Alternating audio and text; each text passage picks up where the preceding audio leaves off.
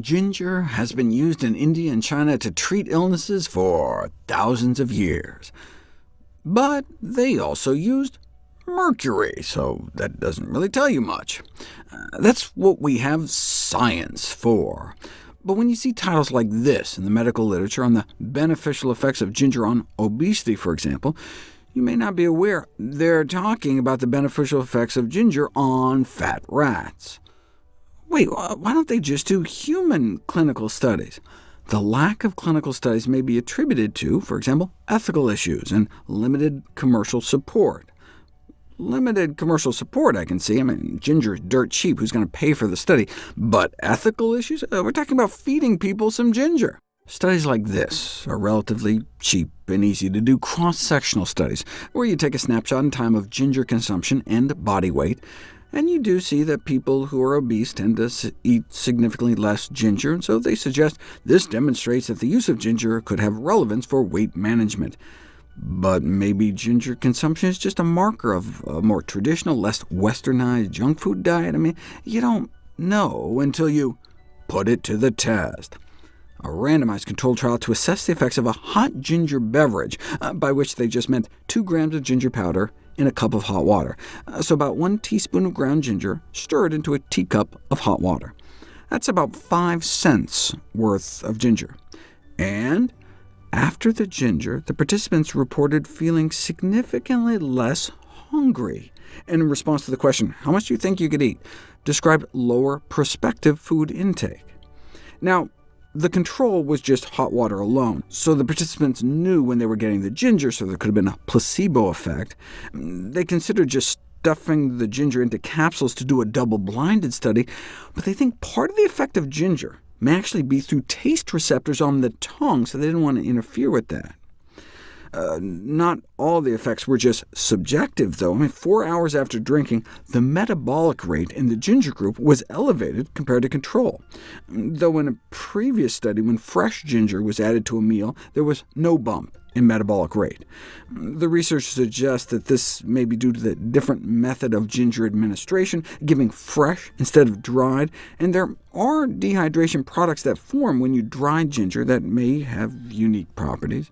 Now, although satiety and fullness were greater with ginger compared to control, the researchers didn't then follow the participants out to see if they actually ate less for lunch. The problem is there's never been a randomized, double-blind, placebo-controlled study of that much ginger and weight loss until now.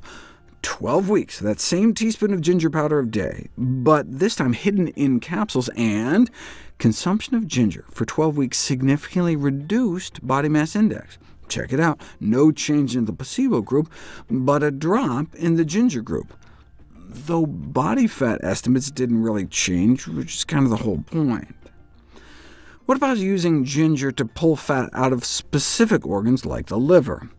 Evidently, treatment with ginger ameliorates fructose-induced fatty liver in rats. You know what else would have worked? Not feeding them so much sugar in the first place.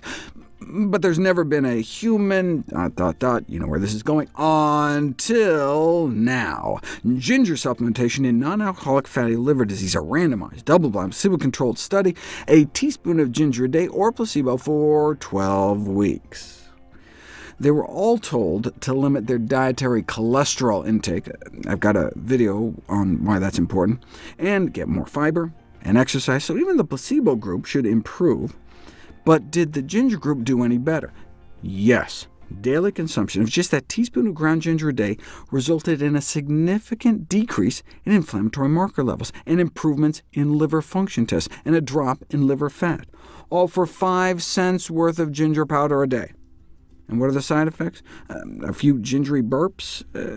I searched for downsides and didn't find any, other than, of course, ginger paralysis. What? In 1930, thousands of Americans were poisoned by a ginger extract. First of all, who drinks ginger extract? Oh, 1930, it was Prohibition. So they bought ginger extract as a legal way to get their hands on alcohol. Little did he realize that the bootleggers had been taking advantage of the demand, swapped in a cheaper ginger substitute, a varnish compound, in order to make greater profits. The moral of the story being, don't drink varnish.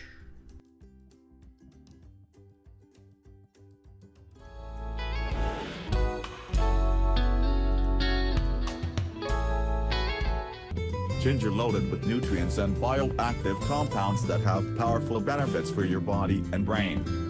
Here are 6 health benefits of ginger that are supported by scientific research. Number 1. Ginger can reduce menstrual pain. Ginger appears to be very effective against menstrual pain when taken at the beginning of the menstrual period. Number 2. For heart disease and diabetes. Ginger has been shown to lower blood sugar levels and improve various heart disease risk factors in patients with type 2 diabetes. Number 3. Ginger can treat many forms of nausea. 1 to 1.5 grams of ginger can help prevent various types of nausea. This applies to seasickness, chemotherapy-related nausea, nausea after surgery, and morning sickness. Number 4. Ginger for sexuality and sexual problems.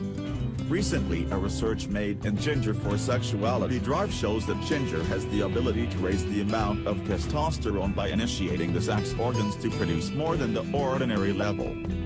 Number 5. Anti-inflammatory. There are some studies showing ginger to be effective at reducing symptoms of osteoarthritis, which is a very common health problem. And number 6. Can help fight infections. Gingerol, the bioactive substance in fresh ginger, can help lower the risk of infections. In fact, ginger extract can inhibit the growth of many different types of bacteria. Thank you. Subscribe us please.